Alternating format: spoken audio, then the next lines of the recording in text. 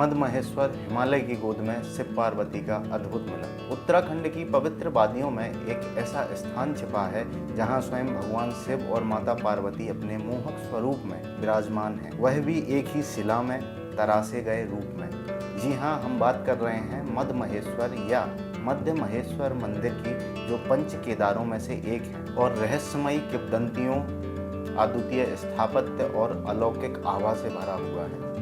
यह मंदिर समुद्र तल से लगभग 3500 मीटर की ऊंचाई पर स्थित है। यहाँ तक पहुँचना आसान नहीं, लेकिन जो एक बार इसकी यात्रा कर लेता है उसका मन बार बार वहीं लौटने को मचलता है। पंच केदार, शिव के 5 रूप, 5 धाम। मद महेश्वर का उल्लेख उस कथा से जुड़ा है जिसे सुनते ही रोमांच की लहर दौड़ जाती है। महाभारत के पांडवों की वो युगों पुरानी यात्रा, जहां उन्होंने अपने पापों से मुक्ति की तलाश में शिव की खोज की थी। जब कुरुक्षेत्र के युद्ध में पांडवों ने अपने ही सगे संबंधियों, कौरवों, ब्राह्मणों और गुरुजनों का वध किया, तब उन्हें ब्रह्म हत्या का पाप लगा।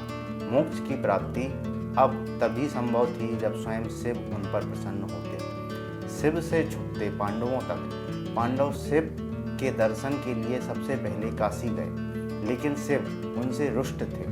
वे उन्हें दर्शन नहीं देना चाहते थे, इसलिए उन्होंने नंदी का रूप धारण किया और गुप्त काशी क्षेत्र की ओर प्रस्थान कर गए। लेकिन भीम ने उनकी चालाकी पकड़ ली। उन्होंने एक बैल को देखा और संदेह हुआ यह कोई साधारण बैल नहीं था।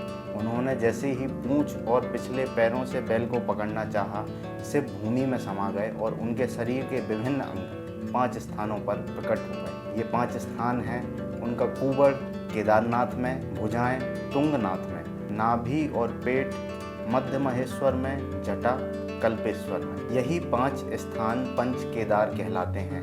पांडवों ने इन सभी स्थानों पर मंदिर बनवाए और पूजा कर मोक्ष का मार्ग पाया। मध्य महेश्वर, जहाँ शिव और पार्वती आमने सामने। मध्य महेश्वर मंदिर की सबसे खास बात है इसका मूर्ति रूप। यहाँ एक काले प्रस्तर की एक ही शिला को तराशकर शिव और पार्वती को विराजमान किया गया है।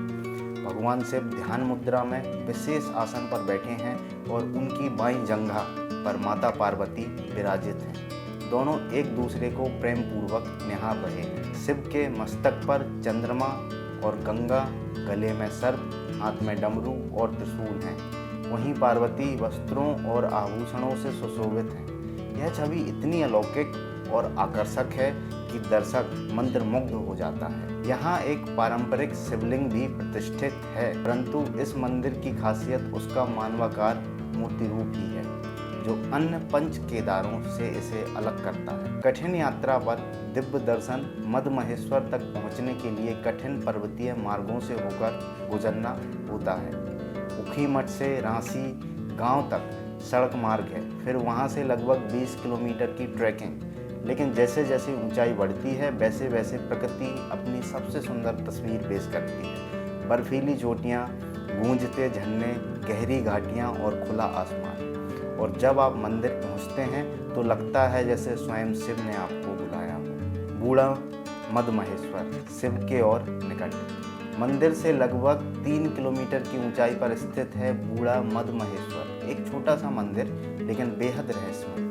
वहाँ तक पहुँचने के लिए एक और कठिन चढ़ाई पार करनी, लेकिन जो वहाँ पहुँचता है उसे हिमालय की ऐसी झलक मिलती है जो जीवन भर स्मृति में बस जाती है। चौखंबा, त्रिशूल, नीलकंठ, केदारनाथ, पंचचूली जैसी पर्वत श्रृंखलाएं यहाँ से साफ दिखाई देती हैं। बीच में एक छोटी झील भी है जिसमें ये सारी चोटियाँ प्रतिबिंबित होती हैं, एक दैवीय दर्पण की तरह। परंपरा, पूजा और पुजारी। सर्दियों में जब बर्फ जम जाती है तब मंदिर के कपाट बंद कर दिए जाते हैं और भगवान की प्रतिमा को ऊखीमठ के ओंकारेश्वर मंदिर में पूजा के लिए स्थानांतरित किया जाता है। वहाँ पूरे शीतकाल तक पूजा जारी रहती है। मद महेश्वर मंदिर के पुजारी कर्नाटक के मैसूर से आते हैं। वे वीरशैव संप्रदाय के जंगम पुजारी होते हैं। यह परंपरा उत्तर दक्षिण के सांस्कृतिक आदान प्रदान का एक उत्कृष्ट उदाहरण है। बद्रीनाथ दर्शन। पंच केदार यात्रा तब तक अधूरी मानी जाती है जब तक तीर्थयात्री बद्रीनाथ जाकर भगवान विष्णु के दर्शन न कर ले। यह एक तरह से शिव आशीर्वाद की अंतिम पुष्टि होती है।